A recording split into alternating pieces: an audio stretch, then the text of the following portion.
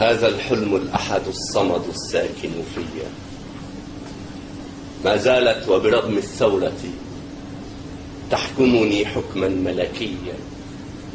نانا البت الدوشة الزيطة، المغرب تنزل في الاستاد، أنا كنت دهل صغير لسه بسرح شعري من الظهرية وشايف شعرها نازل يتدلع على خدها، المكوى البايظة كأنها عارفة معادي معاها، اشتغلت وحدها، فرحت بيا سلالم بيتنا وانا نازل بتنطط فرحة، قلعت عنها حجاب طرحة وقعدت تدعي، شم المدخل ريح تعرفني، غمز لي بعينه عرفته كشفني كسفني، ضربته في عينه وطرت، زعق فيا وقال لي هتفضل برضه صغير مهما كبرت.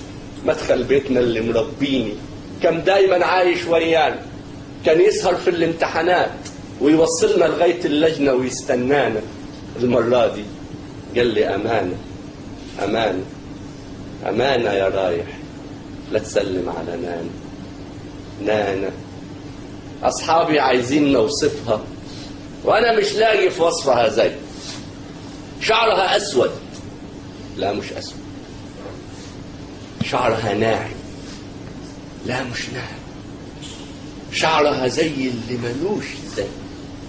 اسمها نانا وساكنة وريدي، بس الناس بيقولوا عليها ساكنة معانا في نفس الحي، مشيها زي غرير المي، رمشها زي جدايل ضي، جدها من نوع الوحداني اللي ملوش خي.